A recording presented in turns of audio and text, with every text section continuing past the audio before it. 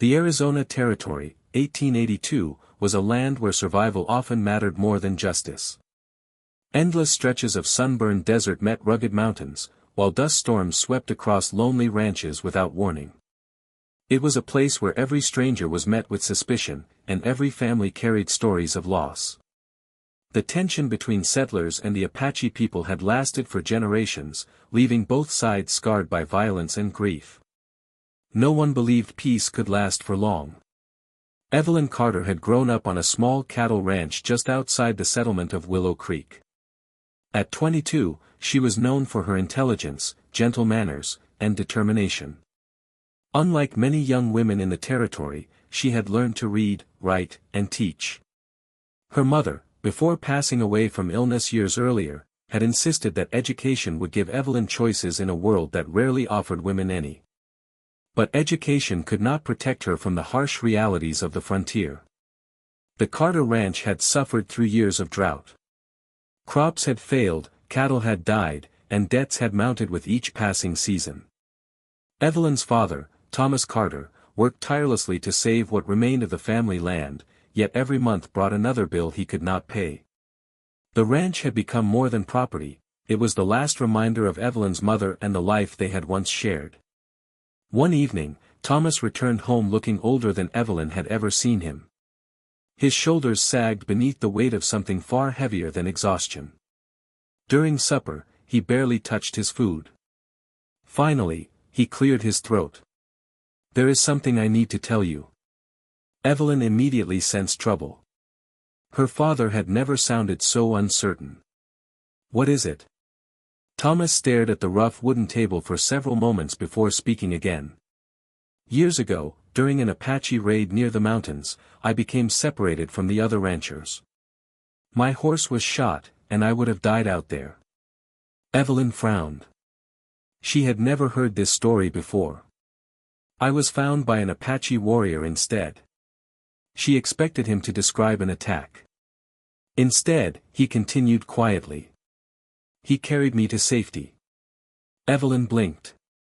"He saved you?" Thomas nodded. "His name was White Eagle. He believed that mercy creates stronger men than revenge."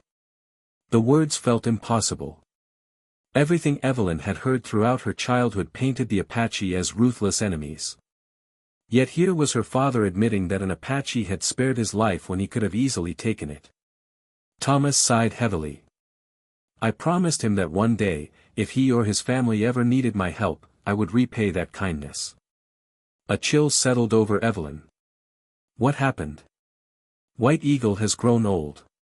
His son, Kai, is now one of their respected warriors.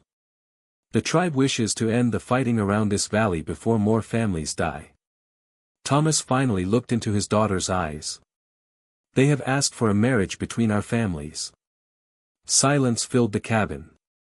Evelyn stared at her father, waiting for him to laugh and admit it was impossible. "He never did." "You refused." She whispered. His expression answered before his words could. "I couldn't." Her chair scraped loudly across the floor as she stood. "You couldn't. My promise saved my life. My life is not yours to repay a debt." Tears gathered in her eyes, though she fought to hold them back. "You are asking me to marry a man I have never met." Thomas lowered his head. "I know. You expect me to leave everything. My home. My friends. My future." "I expect nothing," he answered painfully. "But if I refuse, the peace talks will collapse. Men on both sides are already preparing for another fight." Evelyn felt trapped. How could one promise made years ago decide her entire future? She wanted to scream that it was unfair. She wanted to run. Instead, she walked outside into the fading light of sunset. The desert stretched endlessly before her, painted in shades of gold and crimson. Usually, the view brought her comfort. Tonight, it felt like a prison. Far beyond the hills, Kai stood among his own people, preparing for the same marriage. He had not asked for it either. As the son of White Eagle, he had been taught that a leader sometimes sacrificed personal happiness to protect everyone else.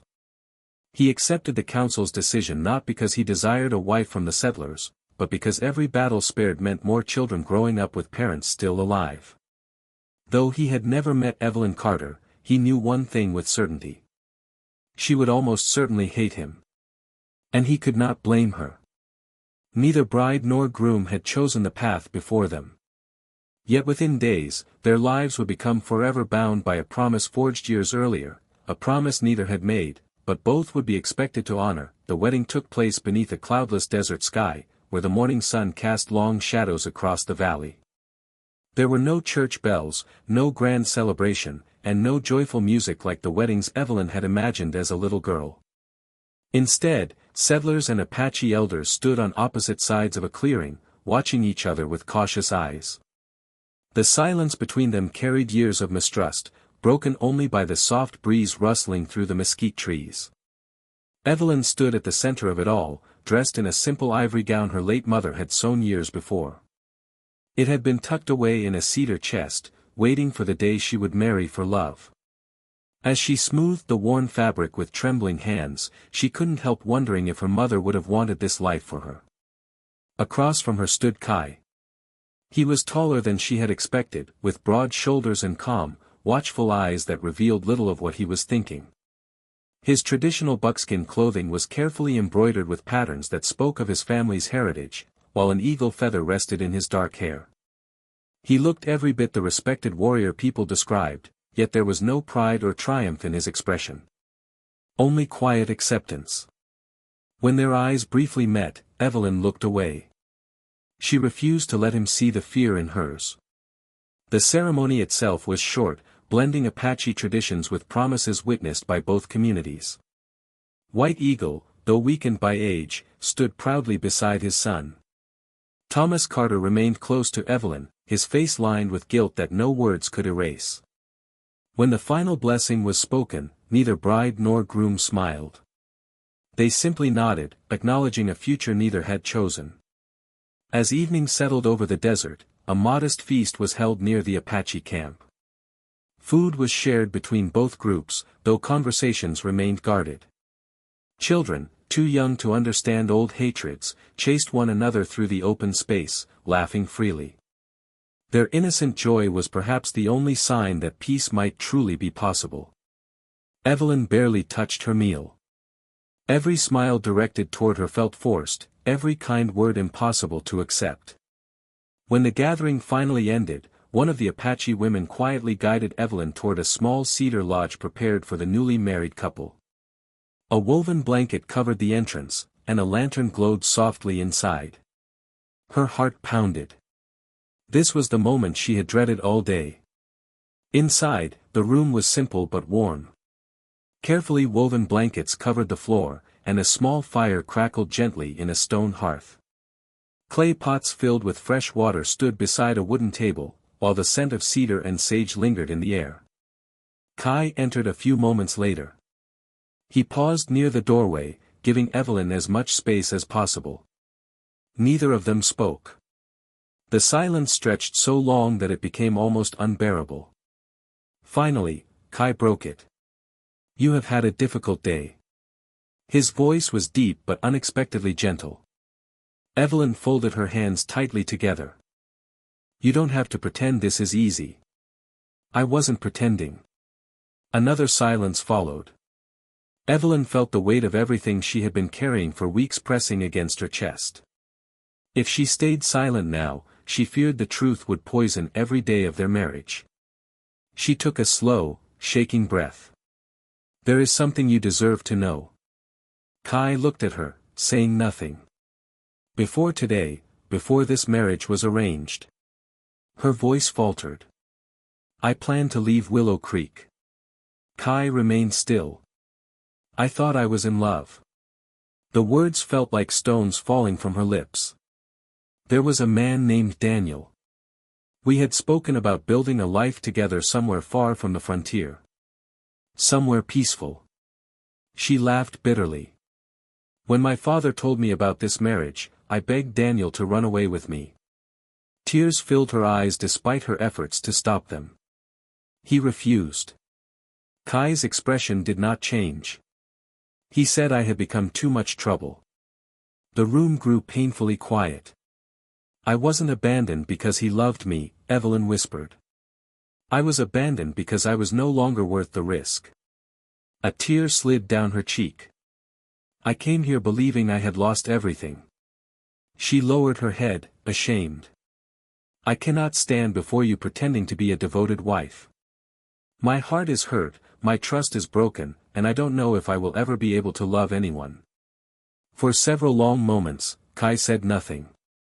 Evelyn braced herself for anger. She expected him to accuse her of insulting him. She expected disappointment. Perhaps even resentment. Instead, Kai walked to the small fire and quietly added another piece of cedar wood. The flames flickered higher before he turned back to face her. My father once told me, he said softly, that a wounded horse cannot be forced to run. If you strike it harder, it only fears you more. Evelyn looked up, confused. The same is true of the human heart. His calm eyes met hers. You owe me honesty, Evelyn. He paused before continuing. Not love. She stared at him, unable to believe what she had heard. I will not demand feelings you do not have, Kai said. This marriage was chosen for us, not by us. I know what it means to surrender your own wishes for the sake of others. You knew. I accepted this marriage because refusing it could bring another war. That does not mean I expected your affection on the first night. Evelyn felt something inside her begin to shift. For the first time since learning of the arrangement, someone had spoken to her not as a bargaining piece or a symbol of peace, but as a person whose pain mattered. Kai stepped toward the doorway. You should rest. Aren't you staying? She asked quietly. He gave a small, respectful smile. You deserve to feel safe in your own home. Without another word, he picked up a blanket and walked outside into the cool desert night, leaving the lodge entirely to her. As Evelyn listened to his footsteps fade into the darkness, she realized something unexpected. The man she had feared all these weeks had shown her more kindness in a single evening than the man she had once believed she loved. For the first time since the wedding had been arranged, hope, small, fragile, and uncertain, began to find its way into her heart. The first rays of sunlight crept over the desert hills, painting the sky with streaks of gold and crimson.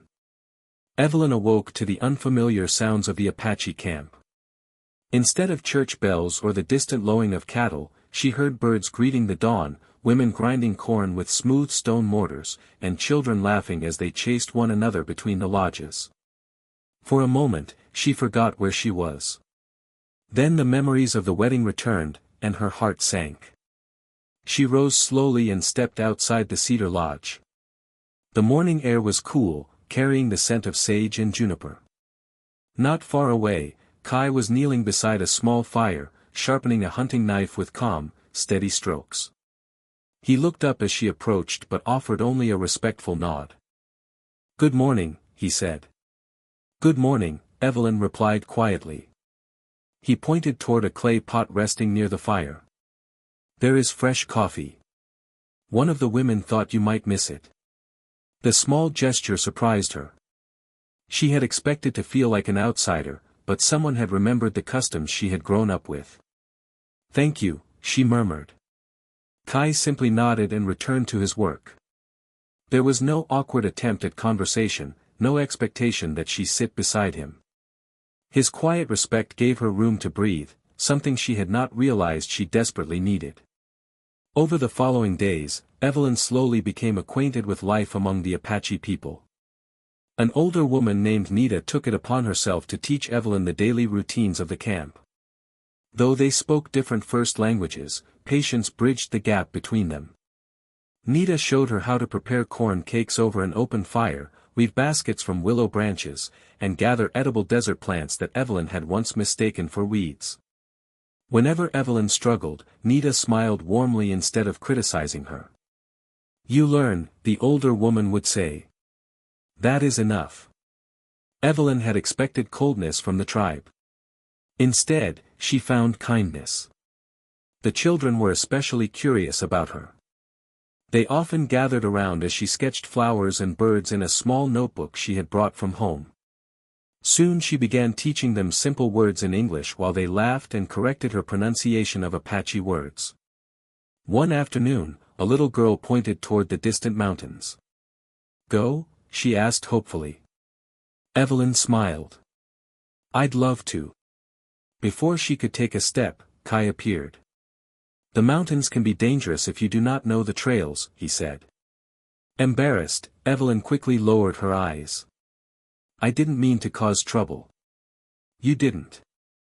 He looked toward the child with a gentle smile. "But if you wish to explore, I will take you." The next morning, they rode into the hills together. For much of the journey, neither spoke. Kai seemed comfortable with silence, unlike the settlers Evelyn had known, who often filled every quiet moment with conversation. Eventually, he guided his horse toward a narrow stream hidden between towering rocks. "This place stays cool even during the hottest months," he explained. Evelyn dismounted and knelt beside the clear water. "It's beautiful. My mother used to bring me here," Kai said. The softness in his voice caught her attention. "You were close to her?" He nodded. She believed every person should know how to listen before speaking. Evelyn smiled faintly. "That explains a great deal." Kai laughed quietly, the first genuine laugh she had heard from him. As the days turned into weeks, their outings became more frequent. Kai taught Evelyn how to recognize animal tracks pressed into the sand, how to find water hidden beneath dry creek beds, and how to predict approaching storms simply by studying the clouds and the behavior of birds. "You notice everything," Evelyn remarked one afternoon. "In the desert," Kai replied, "those who stop paying attention do not survive." She admired the wisdom behind his words. In return, Evelyn offered to teach Kai how to read English. At first, he refused politely. "There are others who need your lessons more. But I want to teach you." After a moment's hesitation, he accepted. Each evening, they sat beside the fire while Evelyn traced letters onto smooth pieces of bark with charcoal. "This one is A," she explained. Kai copied it carefully. "And this?" "B." His handwriting was clumsy at first, but his determination never faded. Before long, he could read short sentences. "You learn quickly," Evelyn said. He smiled. "So do you." One evening, while watching the sun disappear behind the mountains, Evelyn finally gathered the courage to ask the question that had lingered in her mind since their wedding. "May I ask you something?" Kai nodded. "When the tribal council suggested this marriage, did you want it?" He remained silent for several moments. Finally, he answered honestly. "No." Her eyes widened. "I thought," she began, "that I was eager to marry a settler." She nodded. Kai looked toward the fading horizon. "My father believed peace required sacrifice. The council feared more bloodshed if the fighting continued. And you agreed." "I obeyed." "You could have refused." "I could have." He paused before continuing. "But every battle leaves empty places at someone's table." His voice grew quieter. "I have buried friends. I have watched mothers mourn sons who never returned. If marrying someone who hated me could spare another family that pain, then I accepted the burden." Evelyn felt a lump rise in her throat. All this time, she had believed herself to be the only victim of the arrangement. She had never considered that Kai had surrendered his own dreams as well. For the first time, she looked beyond the warrior, beyond the son of an Apache chief, and saw simply a man carrying responsibilities he had never asked for. As they rode back toward the camp beneath a sky filled with brilliant stars, Evelyn realized something even more unsettling. Everything she had been taught about the Apache people had been shaped by fear, rumors, and old hatred. Living among them had revealed a different truth, one of family, honor, compassion, and quiet resilience. And with each passing day, the walls she had built around her heart began to crack, allowing understanding to take root where prejudice had once lived. By the time summer settled over the Arizona Territory, the fragile peace between the settlers and the Apache had begun to feel real. Weeks had turned into months, and the small signs of trust were impossible to ignore. Settler traders occasionally visited the Apache camp without carrying rifles in their hands. Apache hunters exchanged fresh game for flour, tools, and blankets. Children from both communities had even begun playing together along the creek, too young to understand why their parents had once viewed each other as enemies. For the first time in years, hope had found a place in the valley. Evelyn had changed as well. She no longer felt like a prisoner among the Apache. The women welcomed her as one of their own, and she had learned enough of their language to hold simple conversations. Each evening, she continued teaching Kai to read English, while he patiently helped her understand the traditions and stories of his people. Though neither of them spoke openly about it, the distance that had existed between them on their wedding night was slowly disappearing. Then everything changed. One afternoon, Evelyn had traveled to Willow Creek with Kai to trade woven baskets and dried meat for supplies. While Kai met with the blacksmith, Evelyn walked toward the general store to buy sewing thread. As she stepped onto the wooden boardwalk, she heard a familiar voice behind her. Evelyn. Her heart froze. She turned slowly. Standing a few feet away was Daniel Harper. He looked much the same as she remembered, well-dressed, clean-shaven, and wearing the confident smile that had once made her believe he could be trusted. For a brief moment, old memories rushed back. Then she remembered the day he had refused to run away with her. The day he had abandoned her without looking back. "I heard you were alive," Daniel said, removing his hat. "But I never imagined I'd actually see you." Evelyn folded her arms. "What do you want?" His smile faltered. "I came to explain. You've had months." "I made a mistake." "No," she replied firmly. "You made a choice."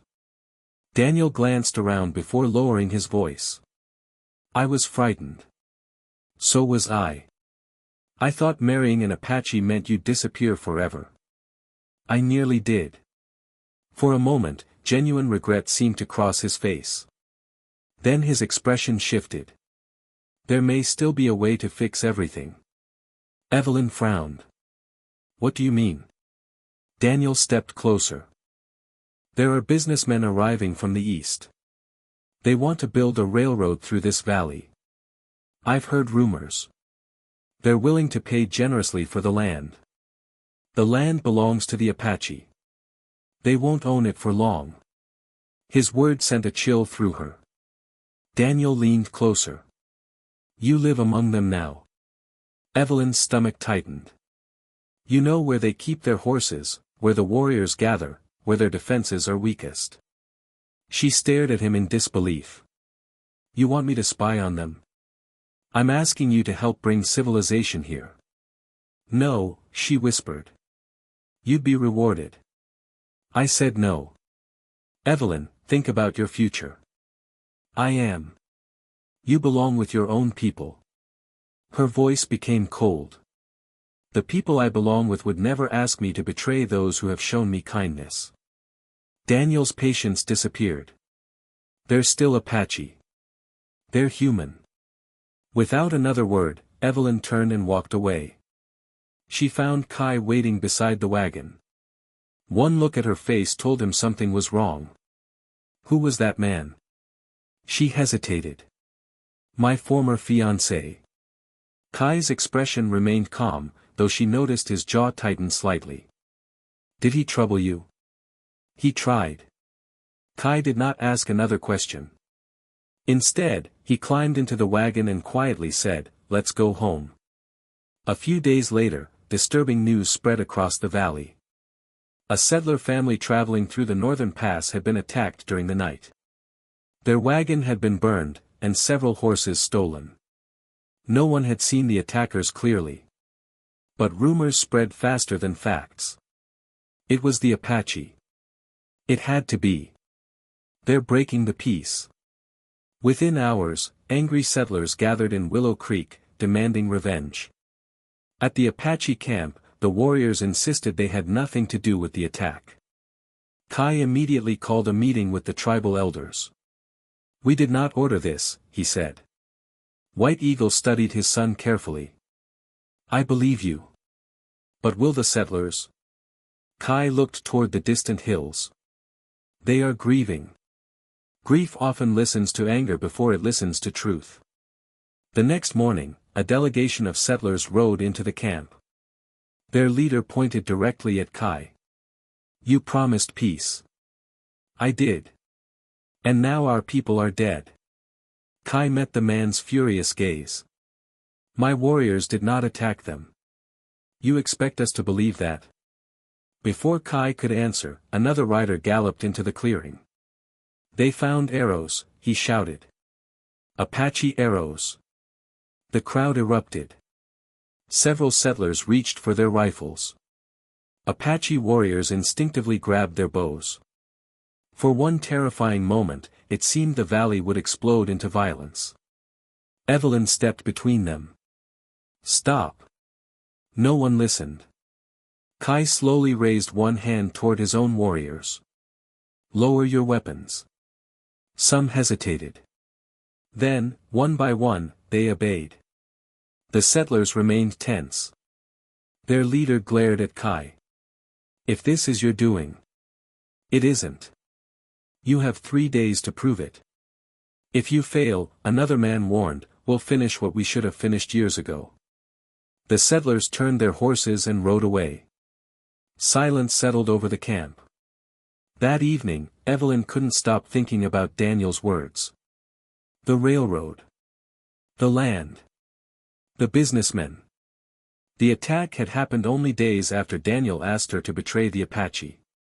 The timing felt too perfect. She found Kai standing alone near the edge of the camp, watching the stars appear overhead. "I don't think your people did this," she said. "I know they didn't. I think someone wants both sides to go to war." Kai looked at her. "You have a reason for believing that." Evelyn took a deep breath. She told him everything Daniel had said, the railroad, the wealthy investors, the promise of money, and the request that she spy on the Apache. Kai listened without interrupting. When she finished, his expression grew thoughtful.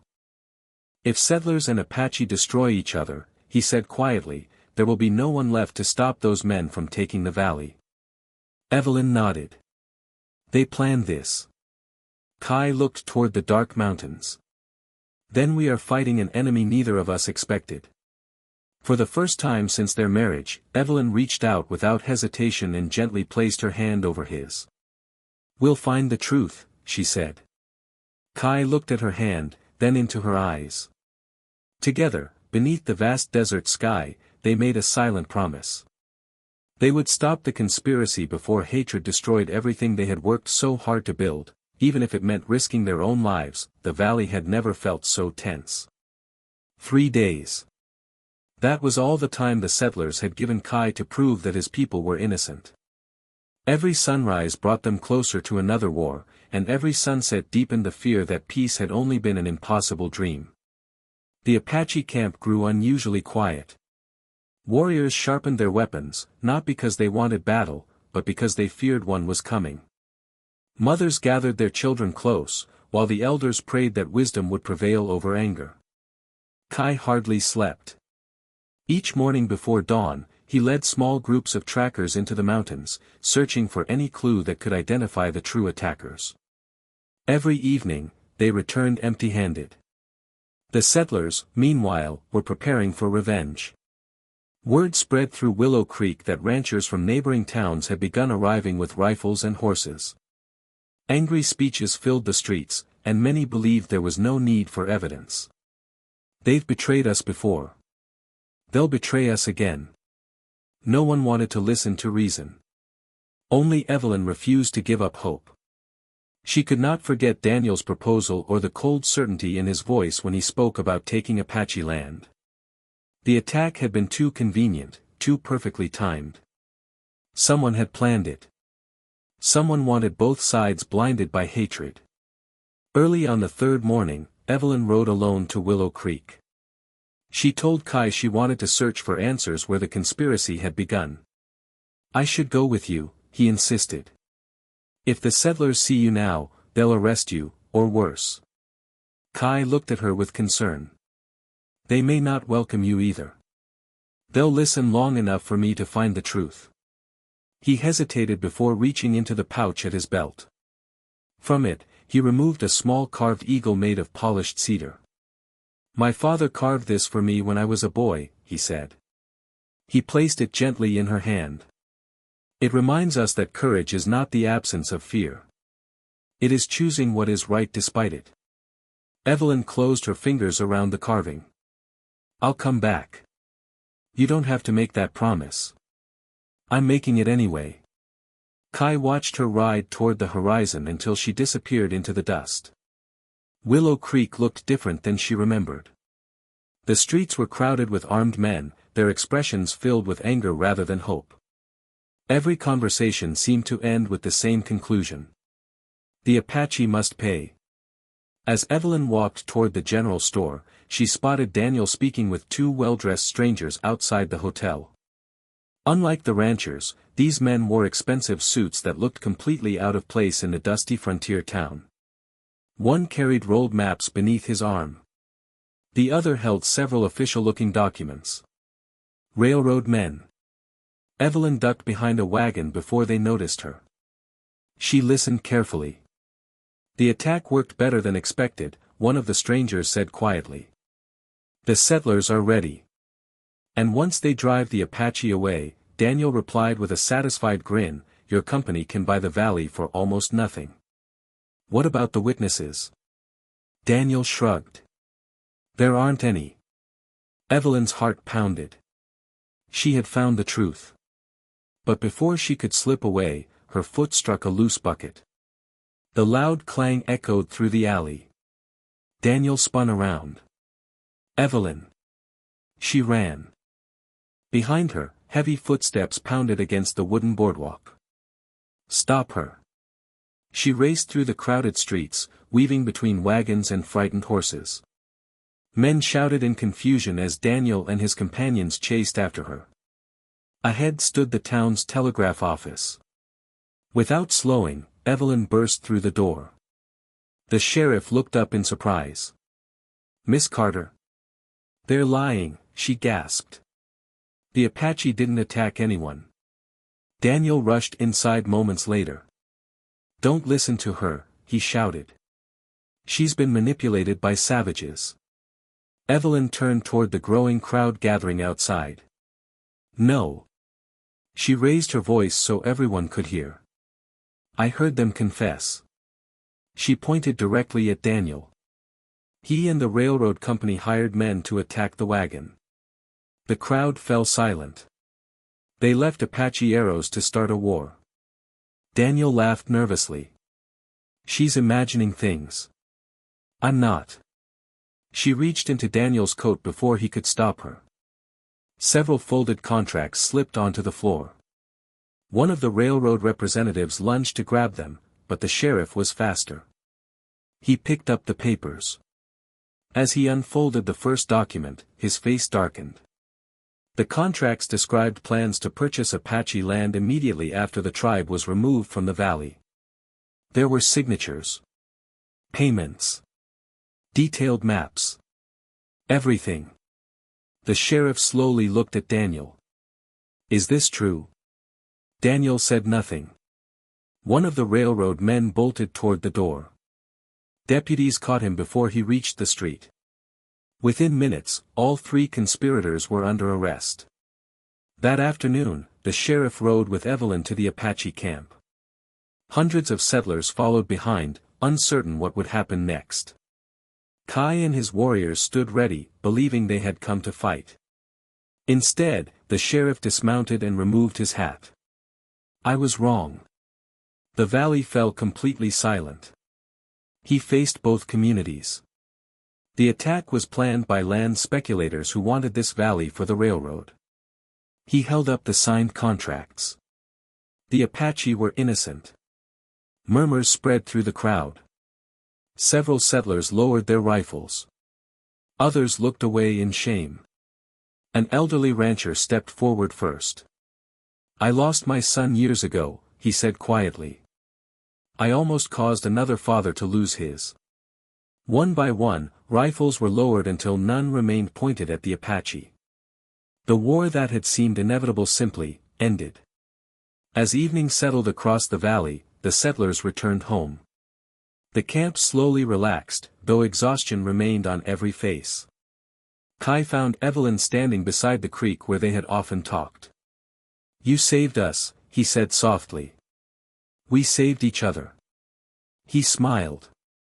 Then his expression grew thoughtful. "The agreement that brought us together has been fulfilled." Evelyn looked at him, confused. "There is no longer a political reason for our marriage." Her heart skipped. "You are free now." He spoke gently, without bitterness. "If you wish to return to your old life, I will not stop you." The word struck Evelyn harder than she expected. Months earlier, she would have accepted that offer without hesitation. Now. She looked at the small cedar eagle still resting in her hand.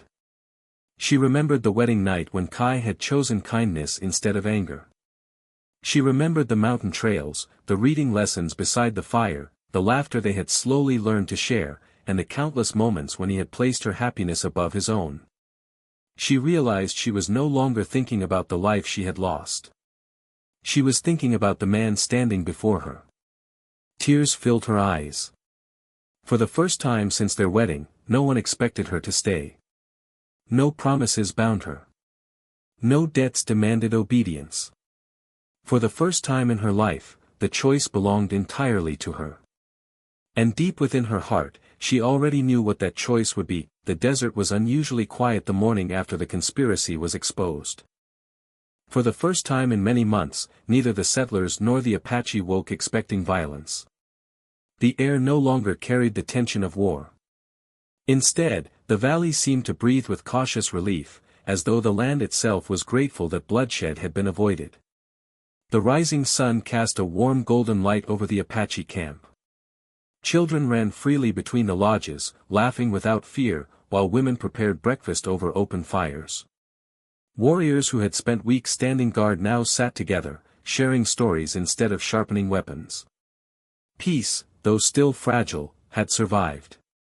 Evelyn stood beside the creek where she and Kai had often come to talk. The water flowed gently over smooth stones, reflecting the bright morning sky.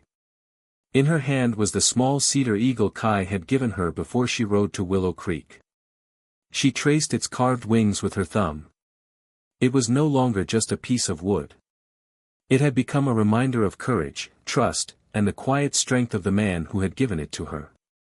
She thought back to the frightened young woman who had arrived at the camp months earlier. That woman had believed she was walking into a prison. She had expected cruelty. She had expected resentment. Instead, she had found patience, respect, kindness. And somewhere along the way, without even realizing it, she had found herself changing. A familiar voice interrupted her thoughts. "I thought I might find you here." She turned. Kai walked toward her with the same calm expression he always carried. Yet today there was a sadness in his eyes that she had never noticed before. He stopped a few feet away. "I spoke with my father this morning." Evelyn waited quietly. "He agrees that our marriage should end if that is what you want." Her heart tightened. The settlers would understand now. No one would question your decision. Kai forced a small smile. "You could return to your father's ranch." She looked at him for a long moment. "Is that what you want?" He hesitated. Then he answered honestly. "No." The single word hung between them. "But wanting something does not make it right," he continued. "From the beginning, I promised myself that if you were ever free to choose, I would never stand in the way of your happiness." Evelyn felt tears sting her eyes. Months ago, she had believed love was proven by grand speeches and reckless promises. Now she understood something very different. Real love was giving someone the freedom to walk away, even when it broke your own heart. She stepped closer. Kai. He looked at her. I need to tell you something. He nodded. I've been thinking about our wedding night. A faint smile crossed his face. I remember it well.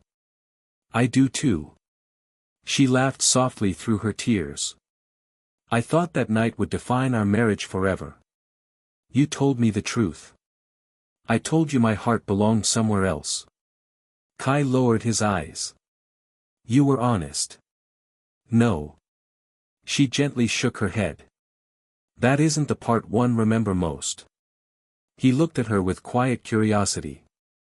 I remember your answer.